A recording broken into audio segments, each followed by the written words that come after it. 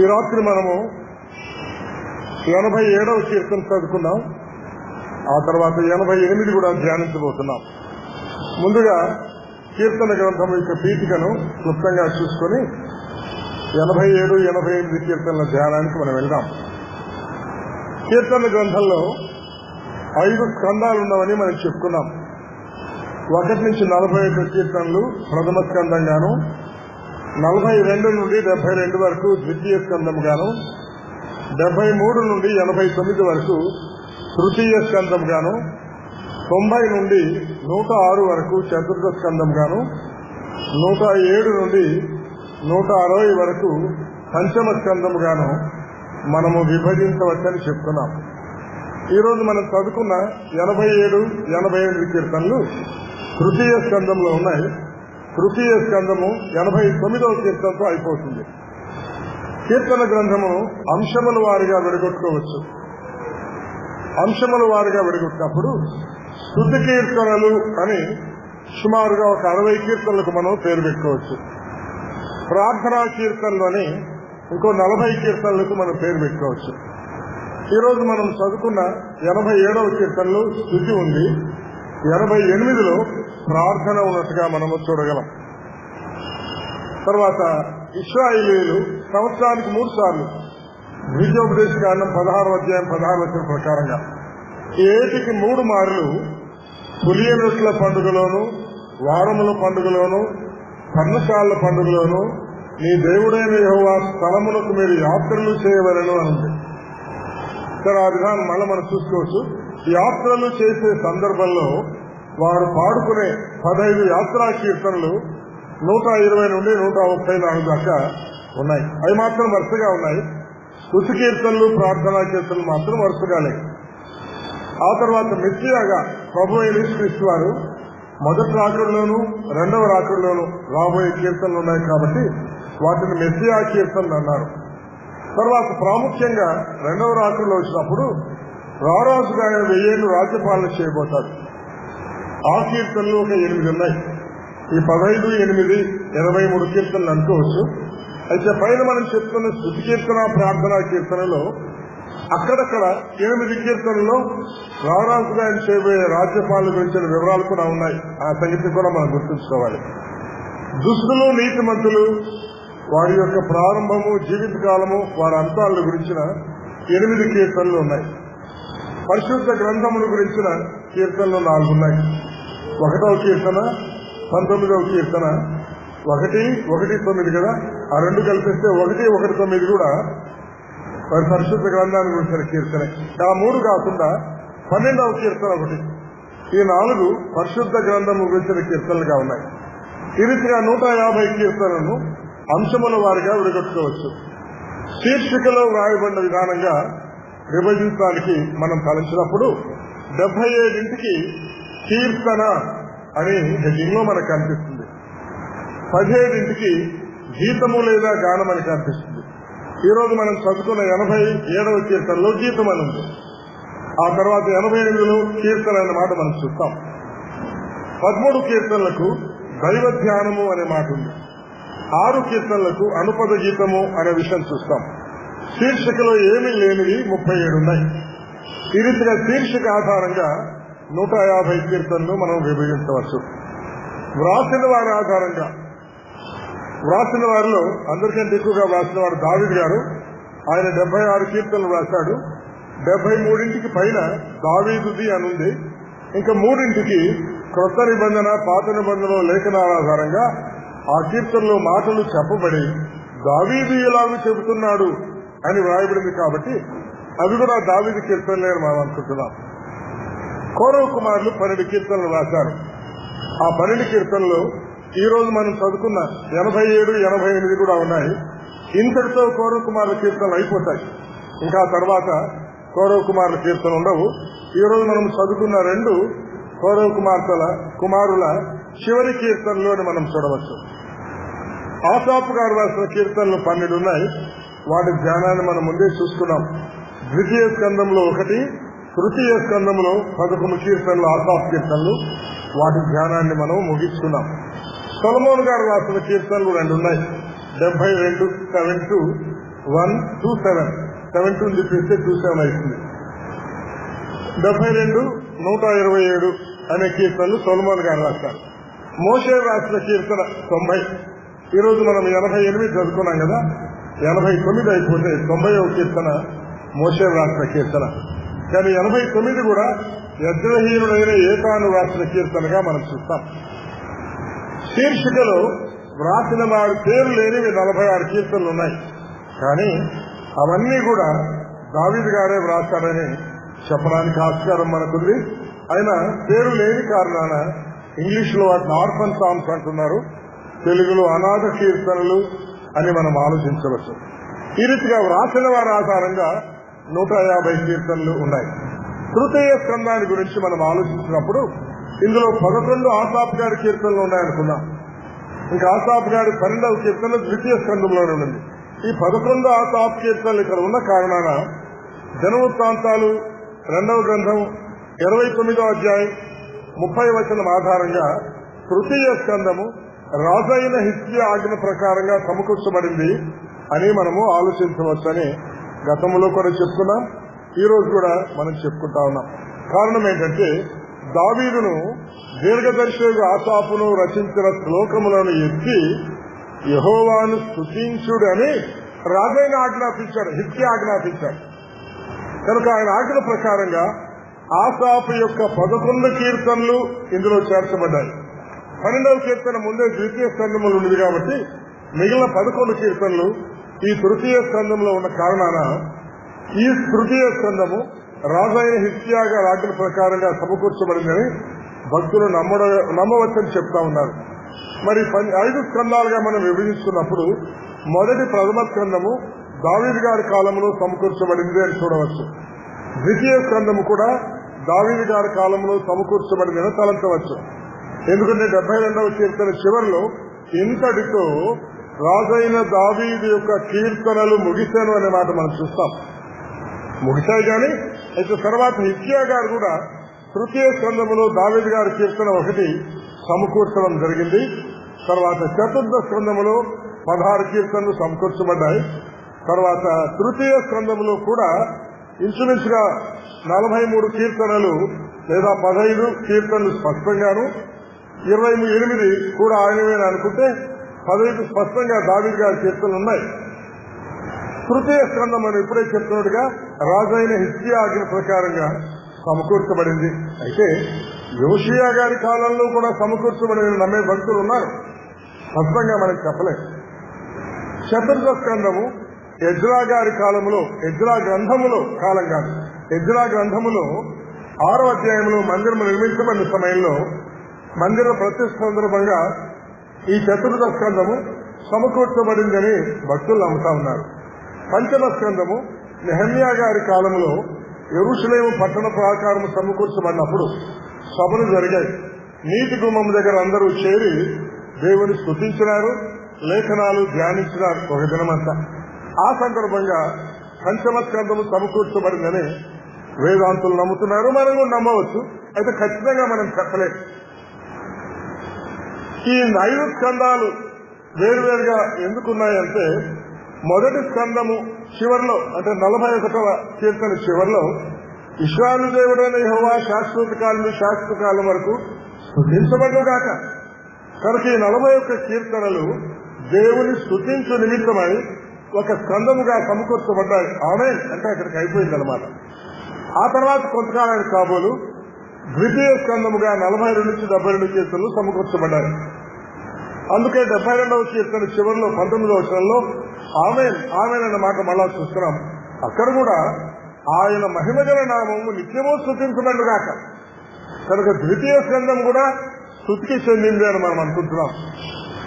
ఇందులో చివరి వచనంగా ఇప్పుడే చెప్తున్నాం కదా, యెషయా కుమారుడు దావీదు ప్రార్థనలు ముగిస్తేనే ఉన్న కారణాన ఈ 2 స్కందాలు దావీదు గారు కాలములోనే సమకూర్చబడ్డాయి అని నమ్మడానికి మనకు ఆస్కారం కనిపిస్తుంది.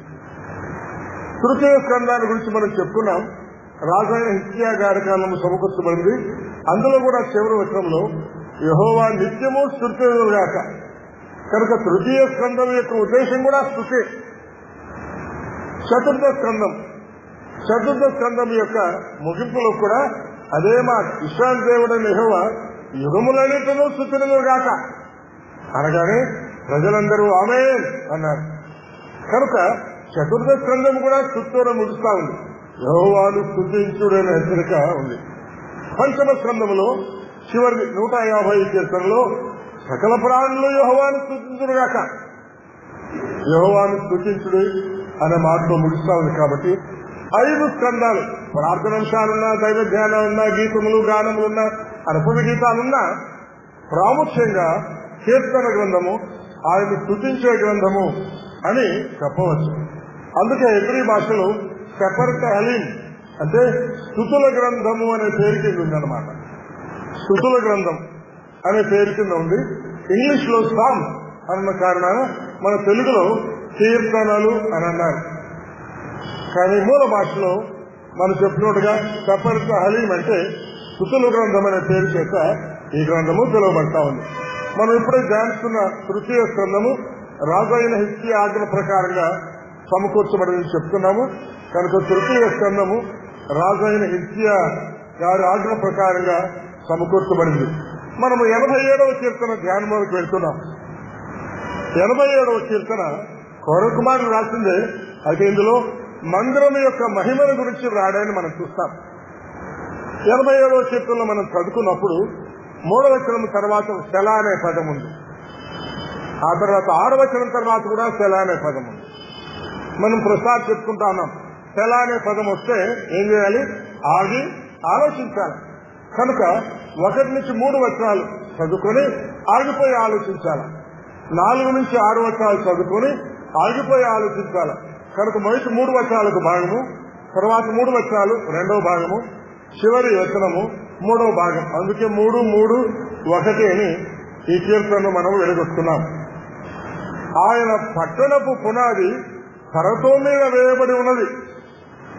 యెహోవా నివాసములన్నిటికంటే సియోను గుమ్మములు యెహోవాకు ప్రియమైనది. దేవుని పట్టణమా అని పిలుస్తా ఉన్నాడు. పాటలు పాడుచు వాద్యములు వాయించుతూ మా ఊటలన్నీ నీయందే ఉన్నవని వారందరూ. ఇది కోరహు కుమారులు రాశారు. కోరహు కుమారులు రాసినప్పుడు ఆయన పట్టణమైన యెరూషలేము పట్టణంలో పరిశుద్ధ పర్వతం మీద సియోను గుమ్మంలో మందిరం లేదు. కోరహు కుమారులు అంటే మోషే గారి కాలం అన్నమాట. మనకు సంఖ్యాకాండ గ్రంథంలో వాళ్ళు కనిపిస్తారు. కానీ మందిరము రాజుల గ్రంథంలో, ఘనవృత్తాంతాల గ్రంథంలో సొలొమోను గారి మందిరంలో కట్టబడింది. అంచేత కోరహు కుమారులు అంటే నిజంగా కోరహు కుమారులే రాశారా లేదా వారి వంశీకులు రాశారా అనే తలపు మనకు కనిపిస్తుంది. సరే, ఏది ఎవరైనా కోరహు కుటుంబీకులు రాశారు. మనం పెళ్లి పత్రికలో ఆ కోరహు వారి పెళ్లికలు పంటా ఉంటారు అన్నట్టుగా అనమాట. ఆ రీతిగా ఎవరు రాసినా వారి ఇంటి పేరు చొప్పున ఈ కీర్తనలు బైబిల్లో చెప్పబడ్డాయి. ఎందుకు ఈ మందిరం, ఎందుకు ఈ పట్టణం, ఎందుకు సియోను గుమ్మములు ఎంతగా ప్రియమైనవి, ఎంతగా గొప్పవి అంటే సొలొమోను గారు కట్టించిన మందిరము ఆ రోజుల్లో ఫోటోగ్రఫీ లేదు. కానీ రాళ్ల మీద చెక్కబడిన వాటి ఆధారంగా మన వాళ్ళు ఇప్పుడు దాని యొక్క పటములు తయారు చేశారు. అసలు మొట్టమొదటి భాషలో లేదు. ఎప్పుడైనా మనుషులు ఏమని చెప్పాలంటే ఒక బొమ్మను చిత్రీకరించి పంపించేవాళ్ళంట. రాయి మీద బొమ్మను చిత్రీకరించి ఏమైనా సంతోషం కలిగితే ఒక మనిషి ముఖమైతే నవ్వుతున్నట్టుగా ఆ బొమ్మ వేసి పంపిస్తారంట. వ్రాతలు లేని కాలంలో అన్నమాట, అక్షరాలు లేని కాలంలో. ఆ తర్వాత కూడా ఫోటోగ్రఫీ లేని సమయంలో ఫోటోలను ఆ రీతిగా రాళ్ల మీద చెక్కబడి భద్రపరచబడ్డాయి. కనుక యెరూషలేములోని దేవాలయం ఈ రీతిగా ఉందని అంటూ ఉంటారు. మనము గంగాళము అని చదువుకుంటాం. ప్రత్యక్ష గుడారము ఎంత పెద్ద గంగాళం వచ్చింది. ఈ ఎద్దులు, ఈ గంగాళము ఎంత పెద్దవంటే ఇవి కంచుతో చేయబడ్డాయి కానీ బబులోను రాజు గారు వచ్చి మందిరాన్ని పడగొట్టి బంగారు అవన్నీ తీసుకుని వెళ్లిన సమయంలో దీన్ని పగలగొట్టడానికి చేత కాలేదంట.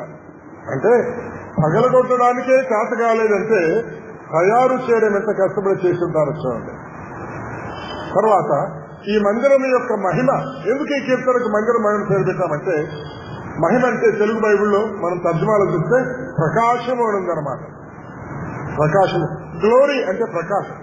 అందుకే దేవుని మహిమ ఎక్కడ దేవుని బొమ్మ ఇస్తే చుట్టూ ఒక సర్కిల్ గీసి ప్రకాశించేటట్టుగా మనకు గుర్తులు పెడతా ఉంటారన్నమాట. ప్రకాశం ఇంకా చెప్పాలంటే షైనింగ్ అని మనం అనుకోవచ్చు.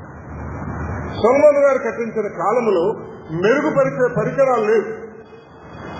మనుషులు చేతులతో మెరుగుదిద్దారనమాట. ఆ మెరుగుదిద్దిన మెరుగు 50 కిలోమీటర్లు, అప్పుడు కిలోమీటర్లు లేని వాళ్ళ 30 మైళ్ళు, 30 మైళ్ళ దూరం కనిపించేదండి.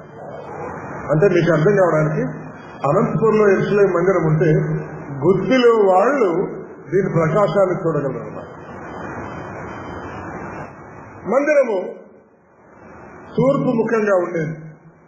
సరే, ప్రయాణికులందరూ మరి యాత్రలు చేసుకుని వస్తారు అని మనం అనుకున్నాం కదా. యాత్రలు చేసుకుని వచ్చేటప్పుడు వేకువజామునే వాళ్ళు చూస్తూ ఉంటే సూర్యోదయం, సూర్యుడు మందిరం మీద పడ్డప్పుడు ఆ కాంతి ప్రకాశించి 50 కిలోమీటర్ల వరకు కనిపిస్తుండేది.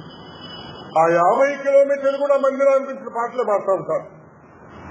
అంచేత యెరూషలేము దేవాలయం యొక్క ప్రాముఖ్యత, అది ఎంత ప్రియమైందో దేవుడికి సొలొమోను గారు అర్థం చేసుకుని ఆ మందిరమును అంత ప్రియమైందిగా ఆయన కట్టించారు. కనుక కౌరవ కుమారులంటే నిజానికి కౌరవ పుట్ట కుమారులే కాదు. కౌరవ కుమారులంటే మనకు తెలుసు, తర్వాత కూడా మనం చూస్తాము. కౌరవ గారిని భూమి నెరవేర్చి మింగి వేసింది, కానీ కౌరవ కుమారులు తావలేదని సంఖ్యాకాండం 26వ అధ్యాయం 10వ వచనంలో మనం చూస్తాం. కనుక వారి వంశీకులు మందిరాన్ని గురించి రాశారని మనం అనుకోవచ్చు. 1, 2, 3 వచనాలు ఒక భాగం అనుకున్నాం కదా. ఆయన పట్టణపు పునాది పరిశుద్ధ పర్వతం మీద వేయబడి ఉంది. మొరియా పర్వతం కూడా పరిశుద్ధమైందని. ఒక్క ప్రభు అయిన యేసుక్రీస్తు వారు, యెహోవా దేవుడు మాత్రమే పరిశుద్ధ దేవుడు అని పిలువబడుతున్నారు. ఆయన నివాసమైన మొరియా కొండ కూడా పరిశుద్ధ పర్వతము అని పిలువబడతారు. ఆయన పట్టణం పరిశుద్ధ పట్టణం అని పిలువబడుతుంది బైబిల్లో. ఆయన మాటలు కలిగిన గ్రంథం పరిశుద్ధ గ్రంథము అని పిలువబడుతుంది. ఆయన జన్మ పరిశుద్ధమైంది, ఆయన జీవితము పరిశుద్ధమైంది, ఆయన మరణము పరిశుద్ధమైంది, ఆయన సమాధి పరిశుద్ధమైంది, ఆయన పునరుద్ధానము పరిశుద్ధమైంది, ఆయన ఆరోహణము పరిశుద్ధమైంది, ఆయన అవరోహణము కూడా పరిశుద్ధమైంది. తర్వాత ఆయన చేయబోయే 1000 ఏళ్ల రాజ్యపాలన కూడా పరిశుద్ధమైనది. అందుకే ఈ పట్టణపు పునాది, ఈ మందిర పునాది పరిశుద్ధ పర్వతం మీద వేయబడింది. యెరూషలేము పట్టణమంతా పర్వతాలే. చాలాసార్లు మనం చెప్పుకున్నాం. యెరూషలేము గురించి ఆలోచించినప్పుడు అది కొండల మీద పట్టబడిన పట్టణం. ఎన్ని కొండలున్నాయో మీరు ఒకసారి చూడొచ్చు.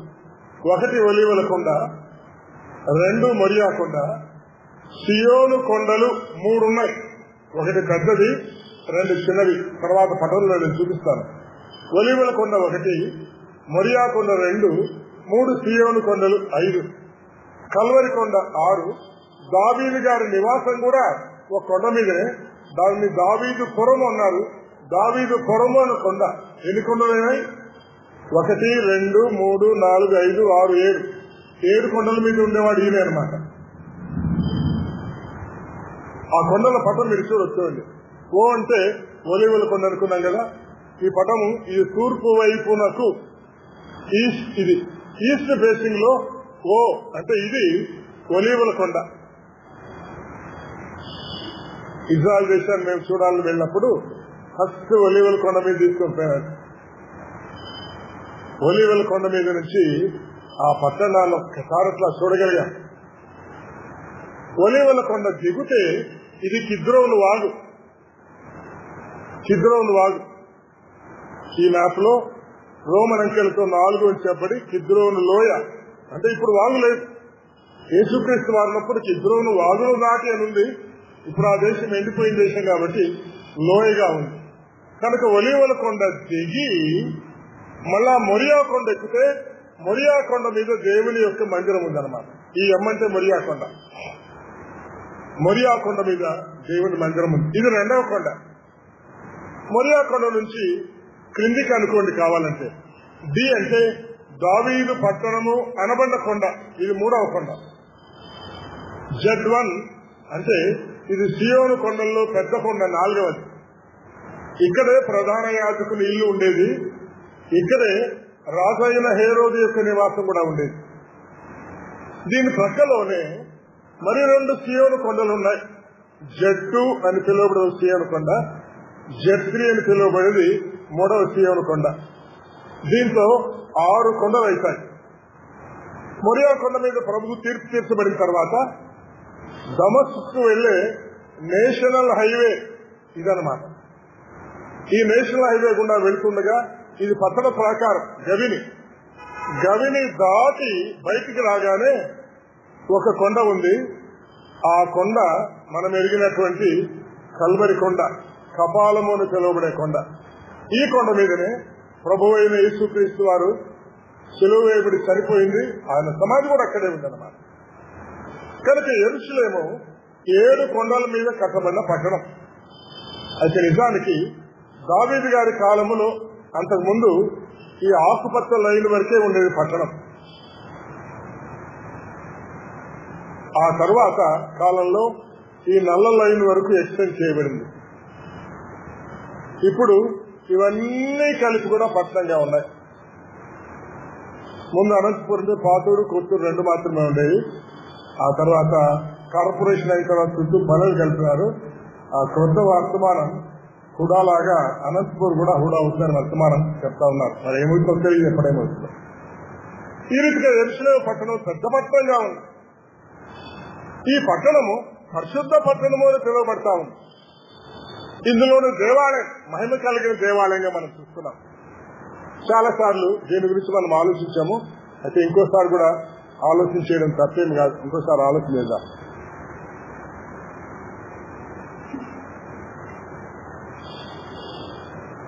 ఈ మందిరం యొక్క మహిమ ఎలాంటిదో మనం చూడడానికి ప్రయత్నం చేద్దాం. ఈ మందిరము సొలొమోను గారు కట్టించినప్పుడు ఎంతటి మహిమను కలిగి ఉండింది. ఇది ప్రత్యక్ష గుడారం. మోషే గారు తయారు చేసిన ప్రత్యక్ష గుడారం. అందులో ఉన్నటువంటి బలిపీఠము ఇవన్నీ మనకు కనిపిస్తా ఉన్నాయి. దేవుడు మహిమ కలిగిన వాడుగా ఉన్నాడు కాబట్టి ఈ మధ్య భాగంలో ఆయన మహిమ, దాన్నే షకీనా మహిమ అంటారు.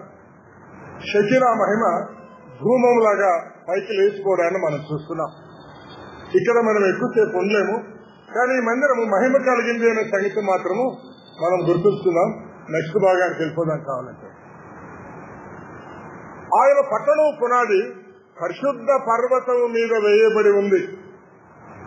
అంత మాత్రమే కాదు, యాకోబు దేవుని పట్టణమా, ఆ యాకోబు నివాసములన్నిటికంటే సియోను గుమ్మములు యెహోవాకు ప్రియములై ఉన్నవి, ప్రీతి కలిగినవి. ఆయన అక్కడే ఉంటాడు. అరణ్యములో వారు ప్రయాణం చేసినప్పుడు నేను మీ మధ్య నివసిస్తానన్నాడు. నా నివాసం కొరకే గుడారాన్ని కట్టించండి అన్నాడు. వాళ్ళందరూ కూడా 12 గోత్రాల వాళ్ళు, దిక్కుకు 3 గోత్రాలు చొప్పున 4 దిక్కులు 4, 3, 12 గోత్రాల వాళ్ళు దిగేవాళ్ళు. దేవుడు వారి మధ్యలో ఉండేవాడు.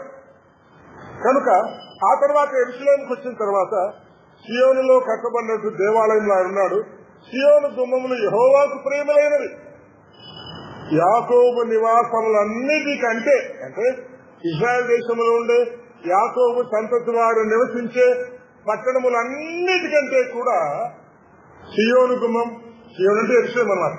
యెరూషలేము యొక్క గుమ్మములు యెహోవాకు ప్రియములైనవి. ఇందాక మనం చూసిన పట్టణంలో గుమ్మాలు కూడా ఉన్నాయి. సరే, టైంను బట్టి మనం అన్ని చూడలేం కాబట్టి త్వరగా వెళ్ళిపోతా ఉన్నాం. అంత మాత్రమే కాదు, దేవుని పట్టణమా మనుషులు నిన్ను గూర్చి నిత్యులు గొప్ప సంగతులు చెప్పుకుందరు. క్రీస్తు పూర్వం 1000 ఏళ్లప్పుడు కట్టబడింది ఆ దేవాలయం. ఇప్పుడు ఆ దేవాలయం లేదు, పడగొట్టబడింది. ఆ దేవాలయం ఉన్న స్థానంలో డోమ్ ఆఫ్ ది రాక్ అనే మసీదు ఉంది. అయినా మనుషులు దాన్ని మర్చిపోలేదు. మనుషులు ఆ పట్టణమును గురించి, ఆ మందిరాన్ని గురించి చెప్పుకుంటూనే ఉన్నారు.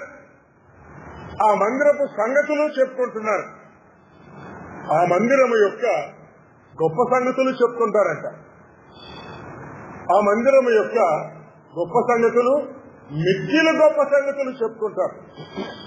కనుక దేవుడి మందిరం కలిగిన పర్వతం, మందిరం కలిగిన పట్టణం ఎంత గొప్పదో మనం అర్థం చేసుకోవచ్చు. గత కాలంలో 48వ కీర్తన మనం చదువుకున్నాం. అక్కడ కూడా దాని గురించి ఉత్తర దిక్కున అది మహారాజు పట్టణం, సియోను పర్వతం. అది రమ్యంగా ఉంటుంది, ఎత్తుగా ఉంటుంది, సర్వభూమికి సంతోషాన్ని ఇచ్చేది. ఎన్ని మాటలతో మనం 48వ కీర్తన దాని గురించి చూస్తున్నాము. చూడండి, ఈ పట్టణం యొక్క విశేషత గొప్పది.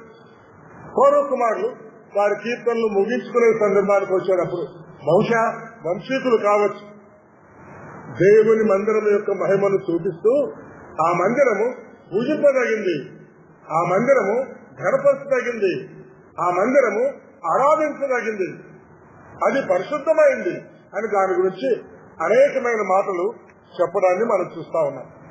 అది 1, 2, 3 వచనాల్లో ఉన్న సంగతి. ఇప్పుడు 4, 5, 6 వచనాలు చేద్దాం. 4, 5, 6 వచనాల్లో రాహబును గురించి, ఐగుప్తును గురించి, బబులోను గురించి, ఫిలిష్తీయుల గురించి, సూరుని గురించి, కూషుని గురించి మాట్లాడుతా ఉన్నారు. మనం ప్రవక్తల గ్రంథాలు ఆలోచించినప్పుడు, అంటే యెషయా గ్రంథాన్ని, ఇర్మియా గ్రంథాన్ని, యెహెజ్కేలు గ్రంథాన్ని మనం ధ్యానిస్తున్నప్పుడు అక్కడ ఐగుప్తుని గురించి, బబులోను గురించి, ఫిలిష్తీయుల గురించి, సూరుని గురించి, కూషుని గురించి, రహాబును గురించి చదువుకున్నా గాని అక్కడ వీళ్ళందరూ నాశనమైతారు అని చదువుకున్నాం. దేవుడు వీళ్ళని తీర్పు తీరుస్తాడు అని చదువుకున్నాం, శిక్షిస్తాడు అని చదువుకున్నాం. కానీ ఈ కీర్తనలో వీళ్ళ గురించిన మంచి మాట కనిపిస్తుంది. వీరు అక్కడ జన్మించిరని అందరూ. ఇదేమిటిది? ఒకప్పుడు ఐగుప్తుల గురించి దేవుడు శపించా అన్నాడు, రాబును శపించరా అన్నాడు, బబులోను శపించరా అన్నాడు, ఫిలిష్తీయుని శపించా అన్నాడు, సూరును శపించానన్నాడు, కూషుని శపించానన్నాడు. కానీ ఇప్పుడు అక్కడుండేవాళ్ళు అక్కడ జన్మించరని చెప్తారంట. దీన్ని అర్థం చేసుకోవడం కొంచెం కష్టంగా అనిపిస్తుంది. కానీ అయితే వేదాంతుల అభిప్రాయం ఏంటి అంటే, ఇశ్రాయేలీయులు చిరకాలంలో చెదిరిపోయినారు. ఒకసారేమో ఐగుప్తుకు పోయినారు, ఇంకోసారి బబులోనికి వెళ్ళినారు. మరికొన్నిసార్లు చెదిరిపోయి ఇప్పుడు ప్రపంచమంతా ఉన్నారు. ఫిలిష్తీయులు, సూర్లో, కూషులో, ప్రతి దేశంలో ఉన్నారు. ఇండియాలో కూడా ఉన్నారు, ఆంధ్రప్రదేశ్ లో కూడా ఉన్నారు. బాంబే నుంచి యూదులు నంద్యాల వచ్చారంట, నంద్యాల నుంచి గుంటూరుకు వెళ్లిపోయారంట. గుంటూరు దగ్గర కొత్తపట్నం అనే ఊర్లో ఉన్నారు. నేను అక్కడ ఒకసారి వెళ్ళినప్పుడు వాళ్ళ దగ్గరికి వెళ్లి పరామర్శించి మాట్లాడి వాళ్ళ సమాజ మందిరాన్ని వచ్చారు. ప్రపంచమంతా చెదిరి ఉన్నారు. కనుక ఐగుప్తులో కూడా ఉన్నారు, బబులోన్లో ఉన్నారు, ఫిలిష్తీయులో ఉన్నారు, సూర్లో ఉన్నారు. కనుక ఐగుప్తు అంటే ఇప్పుడు ఐగుప్తులో ఉండే మహమ్మదీయుల గురించి మాట చెప్పడం కాదు, ఇప్పుడు బబులోన్ అంటే ఇరాక్ లో ఉండే మహమ్మదీయుల గురించి మాట చెప్పడం కాదు. ఐగుప్తు గాని, బబులోన్ గాని, ఫిలిష్తీయ గాని, సూరు గాని, కుషులు గాని చెదరి ఉన్న యూదుల గురించి మాట రాయబడింది అని వేదాంతులు అంటారు అన్నమాట. కనుక చెదరి ఉన్న వీరు అక్కడ జన్మించి ఉండరు. ఎక్కడ? యెరూషలేములో. ఎక్కడ? ఇజ్రాయెల్ దేశంలో జన్మించి ఉండరు అని ఒక తలంపు. రెండవ తలంపు, అంత్యకాలంలో, 1000 ఏళ్ల పరిపాలనా కాలంలో, ఆ తర్వాత శాశ్వత కాలంలో కూడా ప్రకటన గ్రంథము 21వ అధ్యాయంలో నూతన యెరూషలేము పట్టణము దిగి వచ్చుచుండగా అన్య జనుల రాజులు తమ మహిమను ఈ పట్టణంలోనికి తీసుకుని వచ్చేదరు అనే మాట రాయబడింది. కనుక అన్యులందరూ కూడా అప్పుడు యెరూషలేము మహిమను చూసి యెరూషలేమును హత్తుకుంటారు అని 20వ అధ్యాయంలో ఉంది. దాని వివరాలు ఇప్పుడు మనం చెప్పుకోలేము, ప్రకటన గ్రంథంలో ధ్యానించుకున్నాం. కనుక ఇది అంత్యకాలమును గురించిన ప్రవచనము అని కూడా అంటా ఉన్నారన్నమాట. కనుక దేవుడు అన్య జనుల మధ్య తన జనులను చెదరగొడతారని, అంత్యకాలములో అన్య జనులందరూ కూడా ఆయన మహిమపరుస్తూ ఆయన జనులై ఉండవచ్చు అనే తలంపును ఇందులో మనం చూస్తా ఉన్నాం. 5వ వచనంలో కూడా అదే మాట చూడండి, ప్రతి జనము దానిలోనే జన్మించననియు. ఇదట్లయితుంది? ప్రతి జనము అంటే ఈ ప్రతి దేశంలో ఉండే యూదులు దానిలోనే జన్మించనని, సర్వోన్నతుడు తానే దానిని స్థిరపరచనని సియోను గురించి చెప్పుదురు. ఇప్పుడు ఆత్మీయంగా చూద్దాం. ప్రతి జనము అంటే ప్రపంచంలోని 250 దేశాల్లో నూతన జన్మ పొందిన మనమన్నమాట. ఈ ప్రతి జనము దానిలోనే జన్మించారు. అంటే మనం కూడా యెరూషలేము వాసి అయిన క్రీస్తు యేసులోనే జన్మించాం నూతనంగా. కనుక సర్వోన్నతుడైన దేవుడు తానే యెరూషలేములో ఉన్న మందిరాన్ని స్థిరపరిచారని సియోను గురించి జనులు చెప్పుకుంటారు. కనుక ఆత్మీయంగా కూడా దీన్ని మనం అట్లా అర్థం చేసుకోవచ్చు. 6వ వచనం చూద్దాం. యెహోవా జనముల సంఖ్య వ్రాయించినప్పుడు, అంటే ఒక జీవ గ్రంథం అనుకుందాం. మృతులైన వాళ్ళ లెక్కలు అక్కర్లేదు. ఆయన మృతుల లెక్కలు కూడా ఉన్నాయి. ఎవరి పేరైన జీవ గ్రంథం ముందు వ్రాయబడినట్టు కనబడని ఎడల వాళ్ళపై వాళ్ళు ఉంటాయి, వాళ్ళ లెక్కలు ఉంటాయి. అగ్రగణము పేసే లెక్కలు ఉంటాయి. కానీ జీవ గ్రంథంలో సంఖ్యలు వ్రాయించినప్పుడు ప్రపంచమంతా ఎవరైనా సరే, ఏ దేశం వాళ్ళైనా సరే, ఈరోజు ఆత్మీయ ఇష్టాలను మనమైనా గాని అక్కడ జన్మించనని యెహోవా సెలవిస్తాడు. మనందరి జన్మ యెరూషలేము సంబంధమైంది. ఒకవేళ యెరూషలేము అంటే కూడా నూతన యెరూషలేము సంబంధమైంది. మనమందరం కూడా ఆ పట్టణం యొక్క శరీరం కలిగిన వాళ్ళం అనే తలంపును ఇందులో కౌరవ కుమారులు మనకు చూపిస్తా ఉన్నారు. చివరిగా 7వ వచనంలో పాటలు పాడుచు వాయిద్యములు వాయించుచు మా ఊటలన్నీ నీయందే ఉన్నవని వారందరూ. పాటలు పాడడం, వాయిద్యాలు వాయించడం, మా ఊటలు, ఊటంటే నీరు, వాక్యమనే నీరు నీయందే ఉంది. ఆత్మీయంగా మనం బ్రతకాలి, జీవించాలంటే నీరు అవసరం, వాక్యమనే నీరు అవసరం. ఈ నీటి ఊటలు ఆయన దగ్గర నుంచే వస్తా ఉన్నాయి, ప్రభు దగ్గర నుంచే వస్తా ఉన్నాయి. ఇంకా చెప్పాలంటే ఇజ్రాయెల్లో నుంచే వస్తా ఉన్నాయి, యెరూషలేము నుంచే వస్తా ఉన్నాయి. యెరూషలేము అంటే మందిరం, ఈ రోజు సంఘం అన్నమాట. దాన్ని ఒకవేళ తల్లి సంఘం అంటా ఉంటారు, ఒక రీతిగా మొట్టమొదటి సంఘం అంటా ఉంటారు. సరే, ఏది ఏమైనా సార్వత్రికంగా ఉండే సంఘమునకు అది రిప్రజెంటేటివ్ లాగా మనం అనుకోవచ్చు అన్నమాట. కనుక సంఘములో నుండే వాక్యం అనే ఊటలు ఆయన దగ్గర నుంచి బయలుదేరి మన మధ్యకు వస్తా ఉన్నాయి. మనము దాని గురించే పాటలు పాడుతా ఉన్నాం, దాని గురించే వాయిద్యాలు వాయిస్తా ఉన్నాం, వాటిని గురించే మనం ఆయన స్తుతిస్తా ఉన్నాం, వాటి గురించే దైవ ధ్యానమని ధ్యానిస్తా ఉన్నాం, వాటి గురించే ఆత్మీయంగా హెచ్చరికలు పొందుతా ఉన్నాం. కనుక సియోను గురించినటువంటి ఒక రమ్యమైన కీర్తన, దేవుని పట్టణమైన యెరూషలేము గురించిన రమ్యమైన కీర్తనగా 87వ కీర్తన మనం చూడొచ్చు. మనం ఇందాక చూసిన విషయాలు మరికొన్ని కూడా ఈ మ్యాప్లో మనం ఈ కీర్తన ముగించుకో ముందు చూసుకోవచ్చు. కొండలు 7 కూడా చూస్తున్నాం. తర్వాత లోయల గురించి, కిద్రోను లోయ, బైబిల్లో కిద్రోను వాగు ఉంది, లోయ అనుకున్నాం. ఇది ఒలీవల కొండ. తర్వాత మొరియా కొండ, మొరియా కొండ నుంచి సియోను కొండకు వెళ్లాలంటే మధ్యలో ఇంకో లోయ ఉంది. రోమన్ అంకెలు ఇక్కడ 2 అని అంకుంది కదా, 2 అనేది సెరోపియన్ లోయ అని పిలువబడతాము. సెరోపియన్ లోయ మనం ఇందాక చెప్తున్నట్టుగా ఈ కొండ మీదనే ప్రధాన యాజకుని ఇల్లుంది, రాజైన హేరోదు యొక్క నివాసం కూడా ఉంది. ఈ కొండ దాటిన తర్వాత సెరోపియన్ లోయలో ఉన్న మళ్ళా మరియో కొండ ఎక్కితే అక్కడ గవర్నర్ గారు, పిలాత్ గారు అక్కడ ఉంటారన్నమాట. గవర్నర్ గారు, ఆయన మందిరం అక్కడ ఉంటుంది. ఆ తర్వాత ప్రభు అయిన క్రీస్తు యేసు సిలువ వేయబడిన కొండ పట్టణానికి బయట దమస్కు వెళ్లే నేషనల్ హైవేలో బయట కపాలం అని పిలువబడే కల్వరి కొండ మీద. ఎందుకు నేను ఈ మార్గం చూపిస్తా ఉన్నానంటే ప్రభు అయిన క్రీస్తు యేసు ఒకసారి జ్ఞాపకం చేసుకోవచ్చు. మనం ఆయన ఒలీవల కొండ మీద ప్రార్థన చేసుకుంటుండగా అరెస్ట్ చేయబడ్డాడు. పోయిన ఆదివారము ఆ పైన చెప్తున్నాం. ప్రధాన యాజకుల ఆజ్ఞ ప్రకారంగా రాను వారు వచ్చారు కాబట్టి ప్రధాన యాజకుని బంట్రోతు కూడా ఆయనకి కూడా వచ్చారన్నమాట. వచ్చాడు, చెవు పోగొట్టుకున్నాడు. యేసు ప్రభు వారి చెవు బాగు చేశారు. బాగు చేసిన ఆ తర్వాత ఆయన ఒలీవల కొండ మీద నుంచి ఈడ్చుకుంటూ కింద ఉన్న కిద్రోను లోయ, అంటే అప్పుడు వాగుండింది, కిద్రోను వాగుండా మొరియా కొండ ఎక్కించారు. మొరియా కొండ ఎక్కించి మొరియా కొండ నుంచి మళ్ళా ఈడుస్తూ హెరోసియన్ లోయలోకి, హెరోసియన్ లోయల నుండి మళ్ళా సియోను కొండ మీద పైనున్నటువంటి ప్రధాన యాజకుని ఇంటి దాకా ఈడ్చుకుంటూ వెళ్లారు. ప్రధాన యాజకుడు తీర్పు తీర్చాడు కానీ సన్నిధించడం జరిగింది.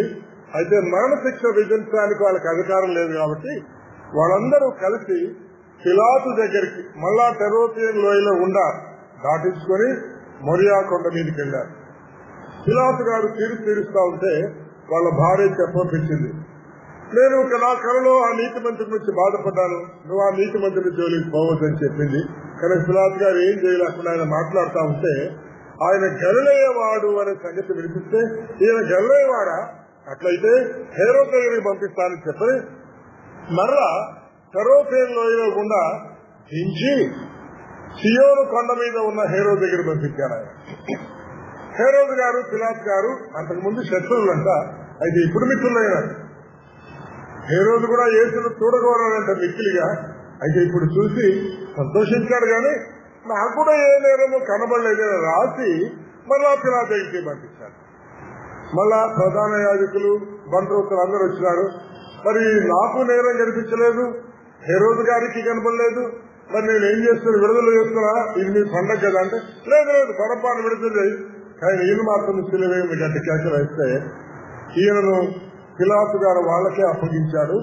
భారమైన సిలువను ఆయన మీద పెట్టి ఈసారి కొట్టుకుంటూ దమస్కు నేషనల్ హైవే గుండా ఆయన కపాలమని పిలువబడ్డ కొండ దగ్గరికి తీసుకెళ్లి ఆ కొండ మీద సిలువేశారు. ఇన్ని కొండల గుండా అంటే ఇంచుమించుగా అన్ని కొండలు పాస్ అయినట్టే. మొరియా కొండ, దావీదు కొండ. మరి మొరియా కొండను వచ్చేటప్పుడు ఆ రెండు కొండలు టచ్ చేస్తుంటారని మనం అనుకోవచ్చు. స్పష్టమైన మార్గం మనకు తిరిగి ఎట్లొచ్చారు. కానీ మొరియా కొండ దావీదు కొండకు మధ్య గుండా వచ్చి రెండింటిని టచ్ చేసిండొచ్చు. అలాగే సియోను కొండ ఎక్కిన తర్వాత మొరియా కొండకు వెళ్లేటప్పుడు రెండవ సియోను కొండ, మూడవ సియోను కొండ కూడా టచ్ చేసి ఉండవచ్చు. ఇవన్నీ ముగించుకొని ఆయన కొండలన్నీ దాటుకుంటూ మనకు వెళ్లి చివరికి మన కొరకై ప్రాణదానం చేశారు.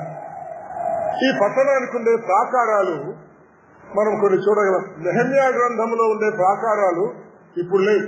నెహెమ్యా గ్రంథంలో ఉండేవి ఈ పసుపచ్చ లైన్లో ఉన్నాయన్నమాట. ఈ పసుపచ్చ లైన్లో ఉండేవి నెహెమ్యా గ్రంథంలో ఉండే ప్రాకారాలు. కానీ తర్వాత హేరోదు గారు కట్టించిన ప్రాకారాలు ఇవి, గుమ్మాలు. ఒకటి హేరోదు గుమ్మము, ఆయన పేరే పెట్టుకున్నాడు. రెండవది దమస్కు గుమ్మం అని పేరు పెట్టాడు. మూడవ దానికి కొత్త గుమ్మం అన్నాడు.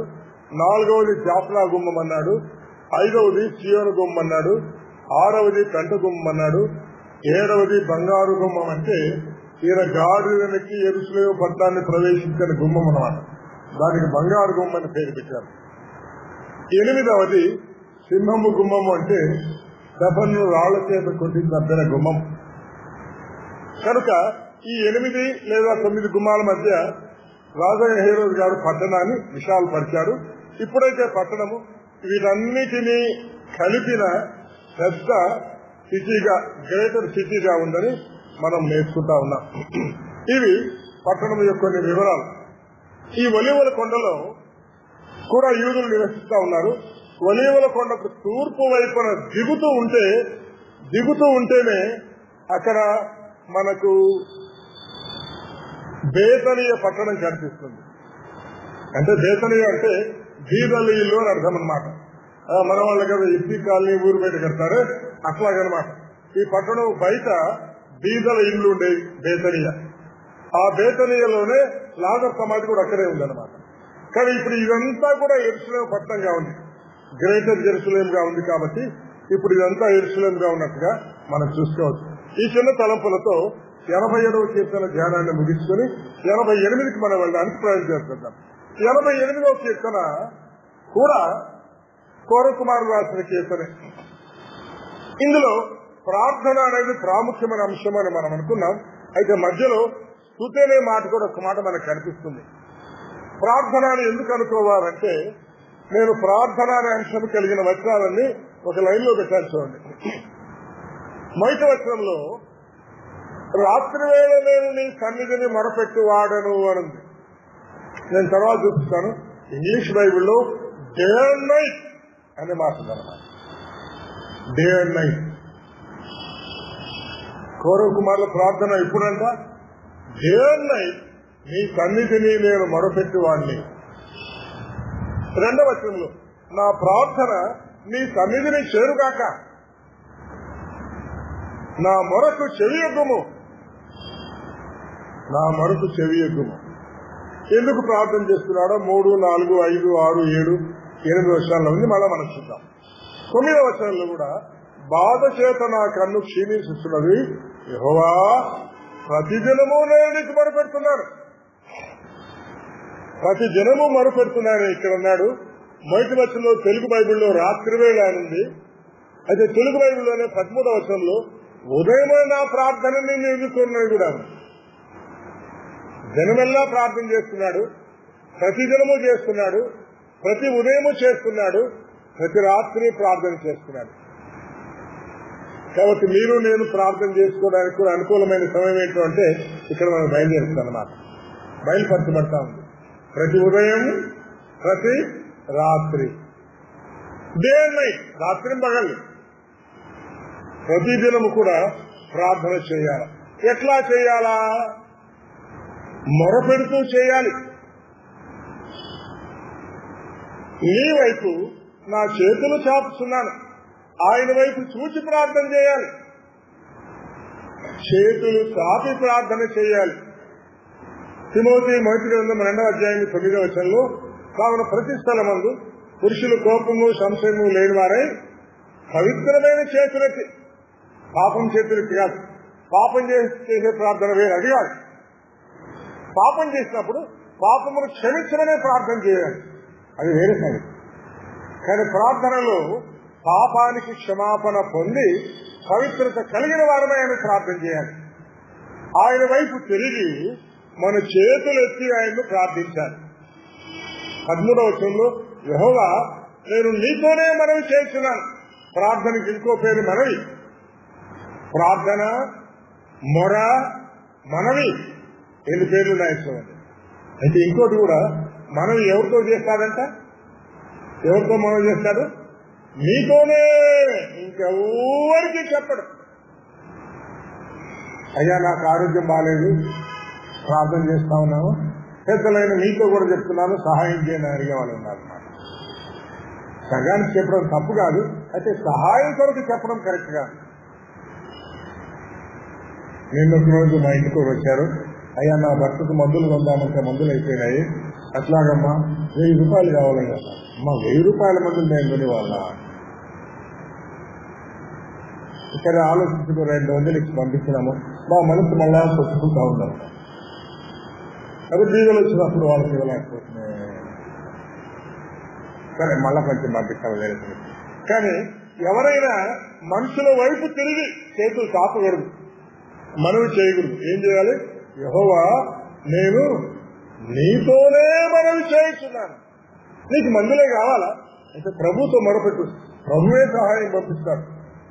ఎవరి ద్వారా అయినా పంపిస్తాడు. ఎవరు లేకపోతే ఆకాశమైన వార్తలు విప్పి మీ ఇంట్లో కుమ్మరిస్తారు కావాలంటే కూడా. చేయగలరు, చేస్తాడు ఆయన. ఆకాశమును ధరణిని నేను విప్పుతానన్నాడు, ఇస్తారు. కనుక మీరు నేను ఎప్పుడు మనుషుల వైపు చూడకూడదు. చూస్తూ ఉంటాం, మనందరికీ ఆ బలం అవుతుంది. ప్రార్థన చేస్తాము, అయితే అదే సమయంలో సహాయం కొరకై మన సిబ్లింగ్స్ నో, లేకపోతే మన పేరెంట్స్ నో, మన పిల్లలను, వాళ్ళనో వీళ్ళనో మనం డైరెక్ట్ గానో ఇండైరెక్ట్ గానో చెప్పడం లేదు కూడా మనకు అర్థమవుతా ఉంటుంది. చెప్పకూడదని మనసులో అనిపిస్తూ ఉంటుంది, అయితే చెప్తా ఉంటాను కూడా. కానీ ఈ కీర్తనలో వాళ్ళేమో యెహోవా నేను నీతోనే అంటే ఇంకెవరికి మనం చేయాలి, ఎవరికి మనం చేయాలి. ఆ ప్రభుత్వ మాట చెప్పేవారు. ప్రారంభ దినాల్లో హెబ్రోన్ ఫెలోషిప్ వాళ్ళు మన వాళ్ళు కలిసే ఉండేవాడు అన్నమాట. భక్తి గారితో ఆయన కలిసి ఉండేవాడు. ఆయన అన్నాడంట, దేవుని సేవకుడు అడిగితే అడుక్కోవడంతో సమానం అని అంటూ ఇంకో మాట అన్నాడంట. దానికంటే జోల కట్టుకొని రోడ్లు అడుక్కునేది మేలు అన్నాడు. ఓ జోల కట్టుకో రోడ్లు అడుక్కుంటావు, అది మేలు మనుషులు అడిగేదానికంటే. నిజమే, 118వ కీర్తన 8-9 వచనాల్లో కూడా అదే మాట. రాజులను నమ్ముకోవడం కంటే మనుషులు అడిగితే ఇస్తారు, కానీ నలుగురు చెప్తారు మన గురించి. ఆయనకు నేను ఇచ్చింటిని, నేనే చేస్తాను అంటారు. ఇంకెప్పుడు సమయం వస్తే నేనే కదా నీకు సాయం చేసింది, నువ్వు నా మాట వినలేదే, నాకు ఒబీడియంట్ గా లేదే, నేను చెప్పినట్టు చేయడం లేదే అని మనం పెద్దనే కూడా చేస్తాం. ప్రభు ఒక్కడే మన అక్కడ ఎరగాల, ఆయన మాత్రమే మన మాటలు వినాలా, మనము వినాలా, ఆయన మాత్రమే మనకు సాయం చేయాలి. ఆయన సహాయం చేయకపోతే ఇంకెవరు చేయరు. ఆయన సాయం చేస్తే మనుషుల సాయం వ్యర్థం కూడా, దాని ద్వారా లాభం ఉండదు, మేలుండదు. కనుక ఈ కీర్తనలో స్పష్టంగా నేను నీతోనే మనవి చేస్తున్నాను, ఉదయమున నా ప్రార్థన నిన్ను ఎదుర్కొను. మరి ఇన్ని వచనాల్లో ప్రార్థన, మొర, చేతులు చాపుట, మనవి చేయుట అనే పదాలున్నాయి. కాబట్టి ఈ కీర్తన ప్రార్థనా కీర్తన అని స్పష్టంగా మనం చూస్తా ఉన్నాం. ఉదయకాల ప్రార్థన, రాత్రికాల ప్రార్థన, ప్రతిదినపు ప్రార్థన. ఇంగ్లీష్ బైబిల్లో ఉన్నట్టుగా డే అండ్ నైట్ ప్రార్థన. ఇంగ్లీష్ బైబిల్లో మనం అనుకున్నగా మొదటి వచనంలో డే అండ్ నైట్ అనే మాట ఉందన్నమాట. రాత్రి పగలు ప్రార్థన, దినమంతా ప్రార్థన. కనుక ప్రార్థించే సమయము, ప్రార్థించే విధానము ఇందులో మనం చూస్తా ఉన్నాం. మంచిది. ఇప్పుడు ఈ కీర్తన వివరమైన ధ్యానంలోనికి మనం వెళ్ళాలనుకుంటే, ఈ కీర్తనలో కూడా 7వ వచనం చివరిలో తెల అనే ఒక పదం ఉంది. మనం ఇందాక అందుకే 7వ వచనం దాకా చదువుకున్నాం. తర్వాత 10వ వచనం చివరిలో ఒక తెల ఉంది. కనుక 8, 9, 10 వచనాలు ఒక భాగమని మనకు అర్థమవుతా ఉన్నాయి. కానీ మనం ఆ తర్వాత కొంచెం చిన్న మార్పు కూడా చేసుకొని ధ్యానం కావాలంటే ఎందుకో మళ్ళా మనం చూద్దాం. తర్వాత 11 నుంచి 18 వచనాలు చివరి భాగంగా ఉన్నాయి. మొదటి 7 వచనాలు ఒక భాగంగా ఉన్నాయి. ఈ పెద్ద భాగాన్ని మనము 3 వచనాలకు భాగంగా, 4 వచనాలకు భాగంగా చేసుకోవచ్చు. తర్వాత 3 వచనాలకు భాగంగా, 4 వచనాలకు భాగంగా, 4 వచనాలకు భాగంగా చేసి మనము ధ్యానించవచ్చు. మనం ఇందాక చెప్పుకున్నట్టుగా కోరహు కుమారుల గురించి మనం ఆలోచన చేస్తే, కోరహు ఎవరు అంటే లేవీకి మునిమనుమడు, కహాతుకు మనమడు, ఇస్సారుకు కుమారుడు కోరహు. లేవీకి మునిమనుమడు అంటే లేవీ కుమారుడు కహాతు, కహాతు కుమారుడు ఇస్సారు, ఇస్సారు కుమారుడు కోరహు. అంటే లేవీకి 4వ తరం వాడు అన్నమాట. అందుకే నిర్గమ, లేవియాకాండం, సంఖ్యాకాండాల్లో కోరహు కనిపిస్తారు. కోరహు సంఖ్యాకాండంలో చనిపోతారు కాబట్టి తర్వాత ఎక్కువగా వారిని గురించిన ప్రస్తావన ఉండదు. కోరహు తర్వాత మోషేలు అన్నదమ్ముల పిల్లలు అని మనం చూడవచ్చు. కానీ ఒకసారి కోరహు ఇశ్రాయేలీయుల్లో పేరు పొందిన సభికులను, సమాజ ప్రధానులను 250 మందిని గుంపు చేశారు. విశ్వాసుల మధ్య గుంపు చేయడం ఉండకూడదు ఎప్పుడు కూడా అన్నమాట. జోసఫ్ గారు మాట అనేవాళ్ళు మీకు గుర్తుకోలేదో, ముఠాలుగా ఉండకూడదు మనం అనేవారు. అది వారి భాష, వారు చెప్పే మాట. కానీ ముఠాలుగా ఉండడానికి ప్రయత్నం చేస్తూ ఉంటారు. ఏదో ఒక రీజన్ గా గుంపులుగా అవుతూ ఉంటారు. గుర్తుంచుకుని అట్లాగే కోరహు కూడా గుంపు చేశారు. ఎంతమందిని? 250 మందిని గుంపు చేశారు. గుంపు చేసిన తర్వాత వీళ్ళలో మోషే పెద్దనా అని మోషేకు ఎదురుగా లేద్దామనుకున్నారు. మోషే ఒక్కడేనా? ఆ రోజు నుంచి ఈ రోజు దాకా కూడా దేవుని బిడ్డల మీదే కలుగుతారు. ఆయనేనా మేము కాదా అనే ఈ మాట, ఈ నేను అనే మాటలు ఇవన్నీ సైతాను చెప్పినాం అన్నమాట. యెషయా 14వ అధ్యాయం మనం చూస్తాం. నేను నేను నేను నేను నేను అనే మాటలు మనం చూస్తాం. కోరహు ఆ రీతిగా మోషేకు ఎదురుగా లేచాడు. నేనంతా కొన్ని మాటలు పెట్టాను. మోషే అహరోనులకు విరోధముగా పోగు చేస్తారు. నీతో మాకిక పని లేదు, నువ్వేనా? ఈ సర్వ సమాజంలో ప్రతివాడు పరిశుద్ధుడే కాదని ఎవరు చెప్పారు? పరిశుద్ధ పర్వతం దేవుడు పరిశుద్ధ, ప్రతివాడు పరిశుద్ధుడు ఇదే. కానీ పరిశుద్ధుల మధ్య దేవుడు నియమించిన నాయకుడు మోషే. దేవుడు నియమించిన అహరోను ప్రధాన యాజకుడు, మర్చిపోకూడదు. దేవుడు ప్రత్యేకపరిచిన ప్రధాన యాజకుడు అహరోను, దేవుడు నియమించిన నాయకుడు మోషే. దేవుడు అన్నాడు మోషే అలాంటి వాడు కాడు. ఎవరితో? వాళ్ళ అక్కతోనే అన్నాడు, మిర్యాముతో అన్నాడు. మీ అందరితో కావాలంటే నేను నేరుగా మాట్లాడతాను, కానీ మోషేతో ముఖాముఖం మాట్లాడతాను తెలిసినా నువ్వు అక్కమనుకుంటున్నావు అని 7 రోజులు కుష్ఠరోగం పంపించాడు. మళ్ళా మోషేని ప్రార్థన చేస్తే కుష్ఠరోగం పోయింది.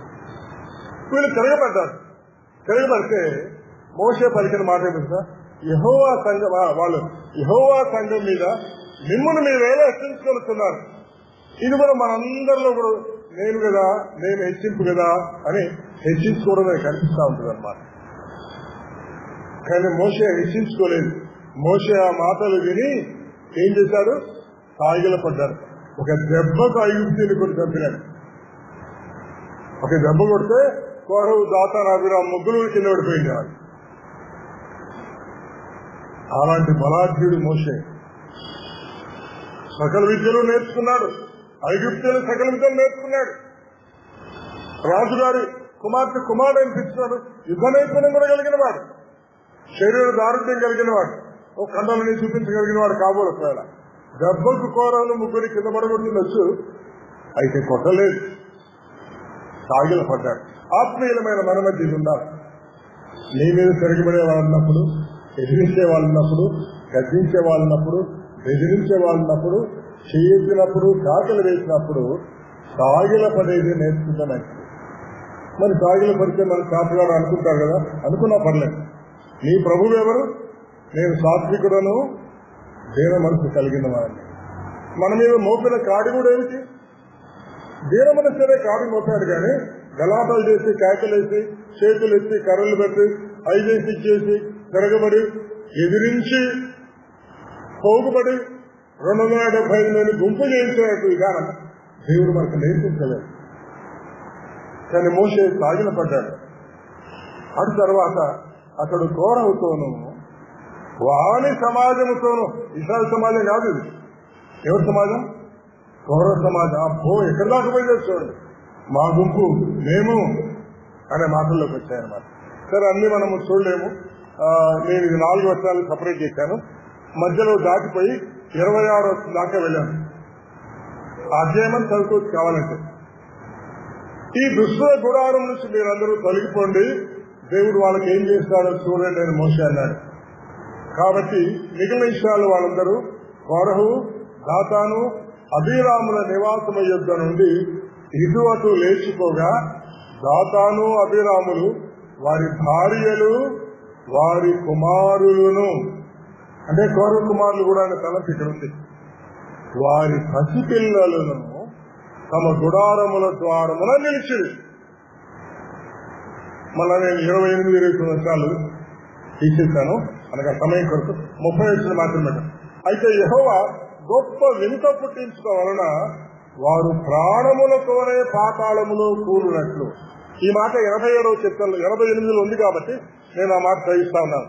88వ కీర్తన 3వ వచనం 2వ నెల ఏముంది చూడండి.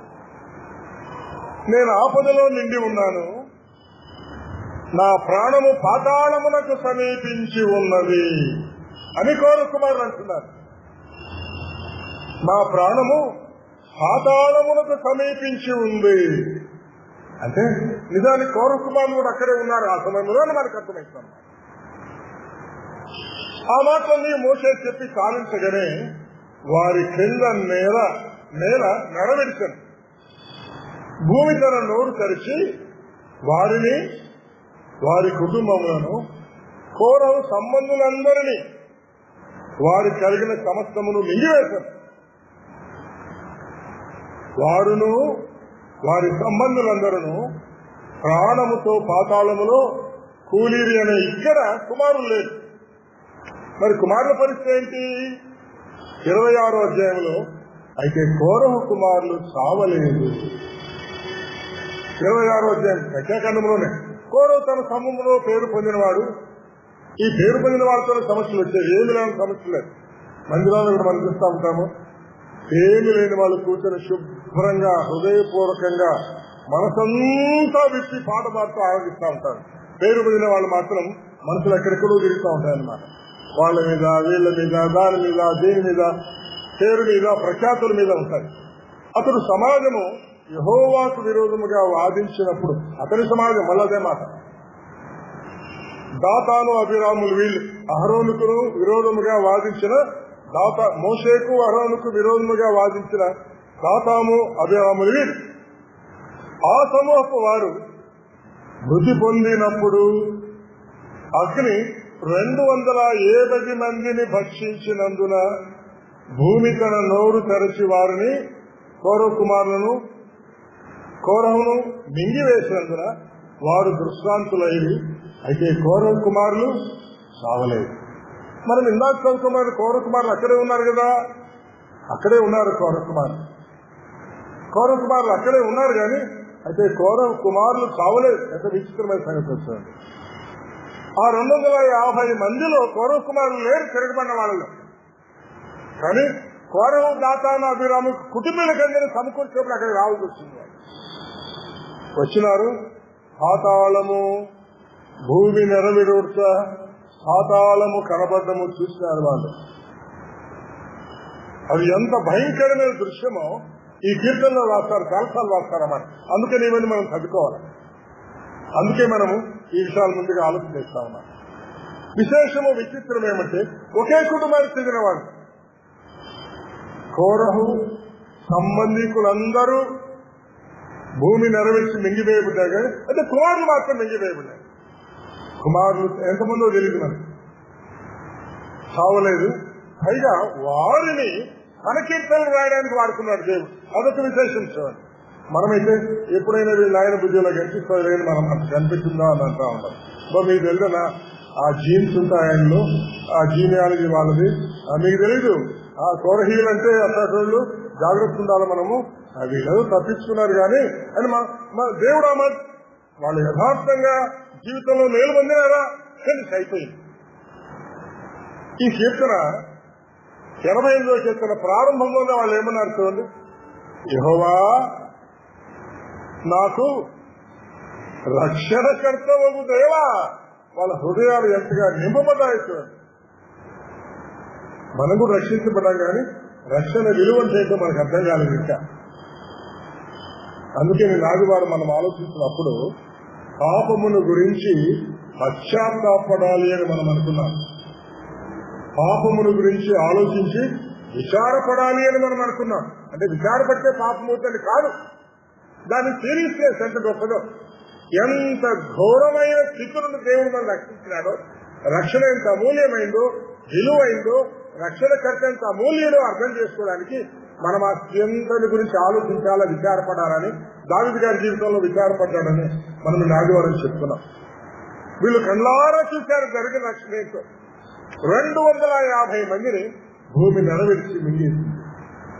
45వ కీర్తనలో పాతాళములో వాళ్ళు మందలుగా ఉన్నారు. వారికి కాపరి లేడు, వాళ్ళకి నివాసాలే. పరలోకంలో మనకి నివాసాలు ఉన్నాయి కదా, ఉన్నాయి. మీ హృదయంలో కలవరపడేయకుడి, దేవుడిని విశ్వాసించాను, నాయన్ని విశ్వాసించాను. యోహాను సువార్త 14 నేను మీకు స్థలం సిద్ధపరచ వెళ్తున్నాను. ఇంగ్లీష్ బైబిల్లో మ్యాన్షన్ సిద్ధపరచడానికి వెళ్తున్నాను. సిద్ధపరిచిన ఏడగా నేను స్థలంలో మీరు ఉండలాగా నేను మరలా వచ్చి మిమ్మల్ని తీసుకొని వెళ్తాను. They have mansions in heaven. కానీ పాతాళములు ఏమి లేవు, నివాసములే లేవు. మందలాగా కొన్నిసార్లు మనం చూస్తూ ఉంటారు. అరణ్యములు మందలు పరిగెడతా ఉంటాయి, అట్లా పాతాళములు పరిగెడతా ఉంటారు. ఇవన్నీ ఒక లుక్ లాగా వాళ్ళు పాతాలను చూసినట్టున్నారు. వాటన్నిటి నుంచి దేవుడు రక్షించారు కాబట్టి నాకు రక్షణకర్తవగు దేవా. ఎంత మంచివాడు. కనుక రక్షణ అంటే ఏంటో, రక్షణకర్త ఎంతటి వాడో, ఆయన ఎటువంటి దేవుడో వాళ్ళు అర్థం చేస్తున్నారు. మీరు దేవుడు అర్థం చేసుకోవాలి. ఎప్పుడైనా మనం స్థుతించినప్పుడు ఈ మాట వాడుతున్నామంటే రక్షణ ఎంత విలువైందో మనం అర్థం చేస్తున్నట్టు అన్నమాట. అందుకే వాళ్ళు నేను దీన్ని ప్రార్థనా కీర్తన అన్నాను కానీ అయితే స్థుతి కూడా ఇందులో ఉంది కాబట్టి స్థుతించే విధానము రక్షణకర్తమైన దేవా అని ప్రారంభిస్తున్నారు. ఒకవేళ మీకు ఇష్టమైతే మీరు కూడా దేవుని ఈ మాట వాడుతుంటా ఉండండి. దీన్ని వాడుకలాగా చేయండి. మహాగణమైన తండ్రినో ఆ కృపయోగం కలిగే దేవుని మనం సర్వసాధారణంగా వాడుతూ ఉంటాం. కానీ రక్షణ ఎంత విలువైందో, రక్షణకర్త ఎంత గొప్పవాడో మీరు నేను వీళ్ళగా అర్థం చేసుకుని నా రక్షణకర్తమైన దేవా అని ప్రారంభం చేద్దాం అంటూ ఇంగ్లీష్ బైబిల్లో డే అండ్ నైట్ అనే మాట. అందుకని ఆ మాట బ్రాకెట్లో పెట్టాను. రాత్రి వేళ నేను నీ సన్నిధిని మొరపెడుతున్నాను, నా ప్రార్థన నీ సన్నిధిని చేరుగాక, నా మొరకు చెవి ఎగ్గుము. ఈ కీర్తన ఎప్పుడు రాశారంట? నేను ఆపదలతో నిండి ఉన్నాను. మరి ఎప్పుడో తెలియదు. ఒకవేళ తండ్రి సంబంధికులందరూ పాతాళములోనికి మెంగిపోయిన సందర్భంలో ఈ కీర్తన రాసినారా? ఆ కుటుంబానికి వచ్చిన గొప్ప ఆపద ఇప్పుడే. ఎందుకంటే నేను ఇందాక చెప్పాను కదా, నా ప్రాణము పాతాళములకు సమీపించి ఉన్నది అనే మాట అంటా ఉన్నారు. పాతాళము నోరు తెరిచింది, తమ తండ్రిని సంబంధికులందరినీ వెంగివేసింది, వీళ్ళు కూడా గమమని పడిపోతారేమో అన్నట్టుగా అనిపించింది. సమీపించి ఉంది. 4వ వచనంలో ఏమంటారు? సమాధిలోనికి దిగువారు వలె వారిలోనే ఒకరిగా ఎంచబడితేనే. ఎందుకు? కౌరవ కుమారులు కుటుంబీకులందరినీ కూడా అక్కడికి సమకూర్చారు కాబట్టి. నేను ప్రాణలేని వాని వల్ల అయితేనే. నోరంతా ఎండిపోయింది, నోటికి మాటలు రావడం లేదు, నోరంతా ఎండిపోయి ఒక చుక్క నీళ్లు లేనట్టుగా ఉంది. అది 4వ వచనం. 5వ వచనం చూద్దాం. చచ్చిన వారిలో విడవబడిన వాడునైతిని. చచ్చిన వారి మధ్యన ఉన్నారు వీళ్ళు. హతులైన వారిలో, సమూహంలో ఉన్న హతులైన వారిలో ఒకరి వల్ల అయితేనే, కానీ హతులు కాలేదు. నీవిక స్మరింపని వారి వల్ల అయితేనే. వారు నీ చేతిలో నుండి తొలగిపోయి ఉన్నారు కదా. ఆ మునిగిపోయిన వాళ్ళు దేవుని చేతిలో లేరు. అగాధమైన గుంటలోనూ, చీకటి గల చోట్లలోనూ, అగాధ జలములలోనూ నీవు నన్ను పరుండబెట్టి ఉన్నావు. నీ ఉగ్రత నా మీద బరువుగా ఉంది, నీ తరంగములన్నీ నన్ను ముంచుతున్నాయి. ఆ భయంకరత్వాన్ని చూసిన తర్వాత కాబోలు అనుకుంటాం, కరెక్ట్ మనకు తెలియదు. ఆ సమయంలో వాళ్ళు చేసిన ప్రార్థనగా 7 తర్వాత సెలవు ఉంది కాబట్టి ఆగి మనం ఆలోచన చేయొచ్చు. 8 నుంచి మనం చూద్దాం. స్నేహితులు కూడా దూరంగా ఉన్నారంటే, నా నిలువలను నాకు దూరమును ఉంచి ఉన్నావు. ఈ కుటుంబీకులు మాత్రమే ఉన్నారు, మిగిలిన వాళ్ళకి ఉన్నారు. అందరూ దూరం వెళ్ళిపోండి అన్నాడు మోషే. అందరూ దూరం వెళ్ళిపోయినారు. వీళ్ళు ఫ్రెండ్స్ ఉన్నారు, వాళ్ళు దూరం వెళ్ళిపోయారు. నీవు వారి దృష్టికి నన్ను హేలుగా స్నేహితులు దూరంగా ఏమనుకుంటున్నారు? ఏదో చేసినట్టున్నారు వీళ్ళు కూడా. ఈ పిల్లలు మంచి వాళ్ళు అనుకున్నాం కానీ వీళ్ళు కూడా ఏమో చేసినట్టున్నారు అని నీవు వారి దృష్టికి నన్ను హేలుగా చేసి ఉన్నావు. నిలుపడికి రావల్ల కాకుండా నేను బంధింపబడి, ఒకవేళ వారు విమోచించబడిన తర్వాత కూడా కొన్ని నెలలు కూడా వారి దగ్గరకు వచ్చినట్లేదు. అందరు వెళ్ళి సోషల్ బాయ్కాట్ చేసేట్టుగా ఉన్నట్టుగా మనం అనుకోవచ్చు అన్నమాట. ఆ దినాల్లో 9వ వచనం, బాధ చేత నా కన్ను క్షీణించుతున్నది. ఎన్ని రోజులు బాధపడ్డారు. యెహోవా, ప్రతిదినమునా నేను నీకు మొరపెడుతున్నాను, నీ వైపు నా చేతులు చాపుతున్నాను అంటూ, మేము మృతులం కాలేదు అని ఏమున్నారు తెలిసిన? మృతులకు నీవు అద్భుతములు చూపెదవా? మృతులకు నువ్వు అద్భుతాలు చూపావుగా, మరి మాకు చూపించినావే. ప్రేతలు లేచి నిన్ను స్తుతిస్తారా? లేదు, మేము స్తుతిస్తాం. అవును, స్తుతించినారు. అందుకే వాళ్ళు స్తుతికీర్తనలు రాస్తారు. అద్భుతములు చేసే దేవుడు ఈ దేవుడు స్తుతికి పాత్రమైన దేవుడు. ఎన్ని మంచి మాట్లాడతారు చూడండి. తర్వాత 11, 14 వచ్చాను కూడా వాళ్ళు చెప్పిన మాట. సమాధిలో నీ కృపను ఎవరు వివరించరు? ఎవరైనా వివరించరా అంటే ఈ దేవుడు ఎవరు? కృపగల దేవుడు. 9వ వచనంలో, నా రక్షణకర్తమైన దేవా, మనం ఎఫెసీ 2:8 చదివిపరుస్తుంటే, కృపచేతనే మీరు రక్షించబడి ఉన్నారు. రక్షణకర్త అయిన దేవునికి ఏమంటా ఉన్నారు? నీ కృప ఎంత గొప్పదో. సమాధిలోనికి వెళ్లి ఉంటే మేము వివరించగలమా ప్రభువా? అంటే సమాధిలోకి వెళ్లకుండా మమ్మల్ని కాపాడావు కాబట్టి ఇప్పుడు మేము నీ కృపను వివరిస్తామని చెప్పినట్టుగా. కనుక మీరు నేను కూడా ఆయన కృపను వివరించే వారముగా ఉంటారు. మన నోరు తెరిస్తే ఈ మాటే రావాలా, ఆయన కృపను బట్టి. నేను ఫలానా ఉద్యోగం చేశానండి అంటే ఇది మనం కూడా చెప్పినట్టుగా ఆయన కృపను బట్టి చేశాను ఎంత బాగుంది. కృప అనే పదం తరచుగా మనం వాడుకుంటే బాగుంటుంది. కృప అనే పదాన్ని మనం మర్చిపోకుంటే బాగుంటుంది. కృపను ఎప్పుడూ జ్ఞాపకం చేసుకోవాలి. ఆయన కృప ఆకాశం కంటే హెచ్చైంది. 4 కీర్తనలు మనం చదువుతున్నాం. మంచిది. తర్వాత నాశన కూపంలో నీ విశ్వాసతను గురించి ఎవరైనా చెప్పుకుందిరా, ఆయన విశ్వాసత గల దేవుడు, ఆయన కృపగల దేవుడు, ఆయన విశ్వాసత గల దేవుడు.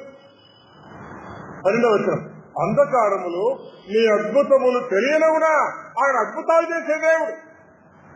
పాతాళములో నీ నీతి తెలియనవునా. ఇవన్నీ ప్రశ్నలు కానీ జవాబు కలిగిన ఈ దేవుడు ఎవరు? ఈ దేవుడు కృపగలవాడు. ఈ దేవుడెవరు? ఈ దేవుడు విశ్వాస కలిగిన వాడు. ఈ దేవుడెవరు? ఈ దేవుడు అద్భుతాలు చేసేవాడు. ఈ దేవుడెవరు? ఈ దేవుడు నీతి కలిగిన వాడు. 13, 14 చూసుకొని మళ్ళా ఉద్దాం కావాలంటే 14, యెహోవా నీవు నన్ను విడుచుట ఎలా? ఆయన ప్రశ్నిస్తా ఉన్నాడు. నీ ముఖము నాకు చాటు చేయడం ఎలా? ఆయన చాటు చూసేవాడు కాదు. కనుక మీరు నేను కూడా మనం ముందుగా చెప్తున్నట్టుగా ఆయన అద్భుతాలను జ్ఞాపకం చేసుకుని మనం ఆయన స్తుతించే వారంగా ఉండాలి. ఆయన కృపను వివరించే వారంగా ఉండాలి. ఆయన విశ్వాస్యతను చెప్పుకునే వాళ్ళంగా ఉండాలి. ఆయన అద్భుతములను తెలియచేసే వారంగా ఉండాలి. ఆయన నీతిని తెలియచెప్పే వారంగా ఉండాలి. ఇందులో అక్షరం లేదు. అంటే ఆయన అద్భుతాలు చెప్పాలి కానీ మన అద్భుతాలు చెప్పకూడదు. మళ్ళా మన నీతిని చెప్పకూడదు. మన విశ్వాసతను, మన కృపణ గురించి మాట్లాడకూడదు. ఆయన కృపణ గురించి, ఆయన విశ్వాసతను గురించి, ఆయన అద్భుతాల గురించి, ఆయన నీతిని మాత్రమే తెలియచేయాలని చెప్పాలి. జరిగింది మన జీవితంలోనే, అయితే ఆయన చేశారని చెప్పాలి. చాలా కష్టమే ఇది. ఆయన చేశారని చెప్పేటప్పుడు మనము కనబడకుండా చెప్పడం చాలా కష్టం. కొన్నిసార్లు ఎంత ప్రయత్నించినా అక్కడెక్కడో మనం కనిపిస్తాం. కొన్నిసార్లు వీలైనంత వరకు మనం కనపడకుండా ఉంటే బాగుంటుంది. అందుకే బోధకుడు చాలాసార్లు నన్ను తెలుగుతాను మరుగుపరుస్తాను, నేను కనపడితే వినేవాళ్ళందరూ నన్ను గురించి ఈయన చెప్పేది, ఈయన చేశారు అని అనుకుంటా ఉంటారు. కానీ నేను కనబడకుండా మీ అద్భుతములు అందరికీ తెలియబడితే బాగుంటుంది. మీ కృప అందరికీ వివరించబడితే బాగుంటుంది. మీ విశ్వాసం చెప్పబడితే బాగుంటుంది. మీ నీతి అందరికీ తెలియపరచబడితే బాగుంటుంది. ఆయన నీతి ఏమిటి? తాను నీతివంతుడు మాత్రమే కాకుండా తన యొద్దకు వచ్చి వారు నీతివంతులుగా తీర్చువారై ఉన్నారు. ఎంత గొప్ప నీతి వచ్చేవారు. నాకు ఆరోగ్యం ఉండవచ్చు, ఒక 8th పేషెంట్ నా దగ్గరికి వస్తే నా ఆరోగ్యం తనకి ఇవ్వలేను నేను. ఆయన నీతిమంతుడు. ఆయన ఎంతటి నీతిమంతుడు అంటే మనం ఆయన దగ్గరికి వెళ్తే ఆయన నీతి మనకు ఆరోపించబడుతుంది. అంత గొప్ప నీతిమంతుడు. ఆ గొప్ప దేవుణ్ణి ఏం చేస్తాడంటే, యెహోవా నేను నీతోనే మనవి చేస్తున్నాను, ఉదయమున నా ప్రార్థనతో నిన్ను ఎదుర్కొందును. ఉదయం ఎంతమంది ప్రార్థన చేస్తున్నారు? నేను 6 మైల్స్ వాకింగ్ వెళ్తున్నాను అంటారు. మంచిగా వెళ్తాడు. హిమతి పక్షి ఉంది. శరీర సంబంధమైన సాధకం ఉందంట, ఆత్మ సంబంధమైన సాధకం కూడా ఉందంట. శరీర సంబంధమైన సాధకము కొంచెం మట్టుకు ప్రయోజనకరమే, అది వద్దని మనం చెప్పట్లేదు. కానీ ఇప్పటి విషయంలోనూ రాబో జీవిత విషయంలోనూ ప్రయోజనకరమైన ఆత్మ సంబంధమైన సాధకాన్ని ఎంతగా మనం చేస్తున్నాం.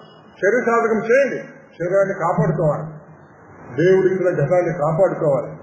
ఆ మార్క్స్ గారు 90 ఏళ్లు జీవించాడు. ఆ రోజుల్లోనే ఏ మెడికేషన్ లేదు, మెడికల్ అవేర్నెస్ లేదు. ఎక్కడ నీళ్ళంటే తాగేవాళ్ళు, పురుగులన్నీ తిరుగుతూ ఉంటే ఆ నీళ్లు తాగేవాళ్ళు. రాగి సంగతి తినేవాడు, ఎండు మిరపకాయలు దంచి పెడితే ఆ కారం తినేవాడు. అయితే ఎప్పుడు సంతోషంగా మాట నా ఘటమును కాపాడుకుంటూనే ఎగిరేవాడు అనమాట. నేను కూడా చాలా ఎగురుతా ఉంటాను. శరీరాన్ని కాపాడుకునేవాడు. కాపాడుకోవాలి నిజమే, కానీ శరీర సంబంధ సాధకం ప్రయోజనకరమే. అయితే ఆత్మ సంబంధమైన సాధకం. ఉదయమైన నా ప్రార్థన నిన్ను ఎదుర్కొంటాను. ఉదయమే కాఫీ ఎదుర్కోవాలని మనకు అనుకుంటారు. మంచిదే, సత్యం కాదు. కానీ వాటన్నిటికంటే మించింది ప్రార్థనతో ఆయన ఎదుర్కోవాలి. తర్వాత యెహోవా నీవు నన్ను విడుచుట ఎలా? విడవలేదు. వాడిని వారు కుమారుడు లేదు. నీ ముఖము నాకు చాటు చేయలేదు. కానీ వాళ్ళ కుటుంబ విషయాన్ని గురించి ఒక మాట చెప్తాను. నేను కుటుంబ విషయం అనుకుంటున్నాను. బాల్యము నుండి నేను బాధపడి చావులకు సిద్ధమైన వాడిని. అంటే కోరవు మొత్తం మనిషి కూడా చెడ్డవాడేది మనకు అర్థమవుతుంది అనమాట. కోర కుమారులు ఏమంటా ఉన్నారు? బాల్యము నుండి మేము బాధల్లోనే సాగు సిద్ధంగా ఉన్నామంటే ఆ కుటుంబములో ఎటువంటి పరిస్థితి ఉండిందో మనకు అర్థమవుతాం. వారు తిరుగుబాటు కలిగిన వాడు, ఈగో అని మనం అంటానే, అహం కలిగిన వాడు కాబోలు. మీరేనా మీరేనా మీరేనా అనే మాట నడుతూ వస్తా ఉంది. కాబట్టి కనుక పిల్లలు ఆ కుటుంబంలో బాధపడిన వారు ఉన్నట్టుగా మనం ఈ మాట మీద కలుసుకోవచ్చు. కానీ అదే సమయంలో వీళ్ళల్లో దేవుడు పెట్టు భయం కూడా ఉంది. దేవుని భయం కూడా ఉంది పిల్లలు. నీవు పెట్టు భయము చేత నేను కలవరపడుతున్నాను. సెలవులో ఇద్దరు దొంగలు ఉన్నారు. మొదటి వాడేమో ఏం భయం భక్తి లేకుండా దూషిస్తా ఉన్నాడు. రెండోవాడు ఒక మాట అన్నాడు, దేవునికి భయపడవా? నేను భయపడలేదు పోయా అన్నాడు. ఈ రోజు కూడా విశ్వాసంలో చాలా మంది నేను ఎవరికి భయపడను, సంఘానికి భయపడను, పెద్దలకు భయపడను, సువార్థికులకు భయపడను, ఎవరికి భయపడను. నేను భయపడదు. ఆఫీసులో మాత్రం మా పేరు భయపడతారు. నేను సస్పెండ్ చేస్తారు, డిస్మిస్ చేస్తారు, ఉద్యోగం ఓడిపెడతారు. కాబట్టి ఇక్కడ అలాంటి వాళ్ళు ఎవరు లేరు, ఏం చేయలేరు. వాళ్ళని తాగిలు పడతారు మనుషులాగా. కానీ గుర్తుంచుకోండి, దేవుని భయమునకు మనం భయపడాలి. దేవుడు నియమించినటువంటి నియామకానికి మనం భయపడాలి. దేవుడికి లెక్క చెప్పాలి. కాబట్టి మంచిది. 16 నీ కోపాగ్ని నా మీద పొల్లి ఉన్నది, నీ మహాభయము నన్ను గమనించి ఉన్నది. ముగించుకుందాం, సమయం అయిపోయింది కాబట్టి. 17, 18 నీళ్లు ఆవరించినట్లు అవి జనమంతా నన్ను ఆవరించున్నది, అవి నన్ను చుట్టుకున్నాడు. ఏం దేవుడు భయం? నా ప్రియులను స్నేహితులను నీవు నాకు దూరంగా ఉంచి ఉన్నావే, నన్ను చీకట్లో పెట్టావే ప్రభువా అని చివరిలో ప్రార్థన చేస్తూ ముగిస్తే దేవుడి ప్రార్థనకు జవాబు ఇచ్చాడా? ఇచ్చాడు. కాబట్టి తర్వాత 12 కీర్తనలు వారి చేత వ్రాయించి తన గ్రంథములో చేసినట్టుగా మనం చూస్తున్నాం. దేవుడి తలపులు మన ఆత్మీయ జీవితం ఇష్టమై ఆశీర్వదించుకుంటాం.